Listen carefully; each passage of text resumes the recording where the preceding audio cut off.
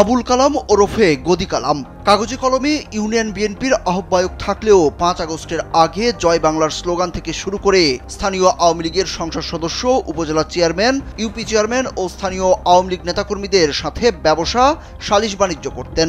সরকার পতনের পর বিএনপির পদ ব্যবহার করে নতুন করে শুরু করেছেন চাঁদাবাজি, জমি দখল, লুটপাট সহ নানামুখী অপকর্ম। দীর্ঘ ১৭ বছর যারা বিএনপির হয়ে আন্দোলন, সংগ্রাম, মামলা, হামলা মোকাবেলা করে এসেছেন, তাদের অনেকেরই এখন জায়গা হচ্ছে না দলে। একাই জিম্মি করে রাখছেন এলাকার সাধারণ মানুষদের। ৫ আগস্টের পূর্বে আওয়ামী লীগের নেতাদের সাথে চলাচল করে কামিয়েছেন মোটা অঙ্কের টাকা।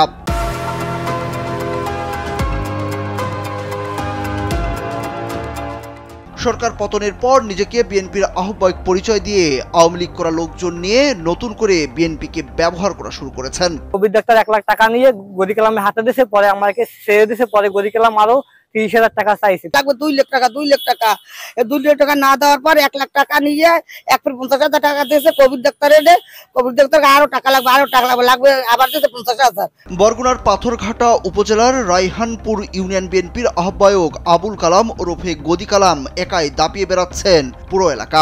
বিএনপির নাম ব্যবহার করে বিভিন্ন জায়গায় চাঁদাবাজি, জমি দখল, সালিশের কথা বলে টাকা নেয়া এখন তার প্রধান ব্যবসা। কোনো মানুষ তার ভয়ে মুখ খুলতে চায় না। যদি কেউ তার বিরুদ্ধে কথা বলে, রাতের আধারে তার উপর হামলা চালায়। আমার ৫০,০০০ টাকা নেছে গদি কালাম, একটা সালিশি করে দেবে। এই কাগজ ফাগজ আর ২টা চেক আইনেও দেন, আর এই আমার সালিশিটাও মিট করে দেন। আমার এই পিপুলিয়া বাজারে ব্যবসা এবং আমার ছেলের ব্যবসা এবং আমার এই জমি জমা নিয়ে কিছু গণ্ডগোল আছে, এইটার উপরে এই কালাম অনেক হামলা, চাঁদাবাজি করিয়া আইতে আছে।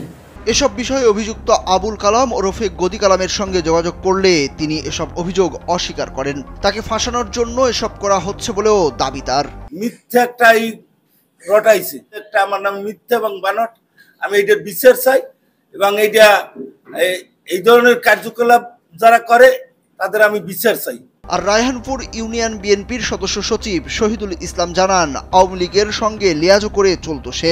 বিএনপির দুর্দিনে তাকে পাওয়া না গেলেও সুদিনে ঠিকই ফায়দা লুটছে কালাম। অনেক ছবি প্রমাণ আছে যে সে রিমনের লোক, সে আওয়ামী লীগের লোক, আওয়ামী লীগের সাথে লিয়াজো করে চলতো। আর আজকে সে রায়হানপুর ইউনিয়ন বিএনপির আহ্বায়ক হইয়া রায়হানপুর ইউনিয়ন বিএনপির প্রত্যেকটা মানুষের উপর নির্যাতন করে। আর পাথরঘাটা থানার ভারপ্রাপ্ত কর্মকর্তা মেহেদি হাসান জানান, গদি কালামের বিরুদ্ধে চাঁদাবাজি বা কোনো অপকর্মের কোনো অভিযোগ কেউ করেনি। অভিযোগ পেলে ব্যবস্থা নেওয়ার আশ্বাস দিয়েছেন তিনি।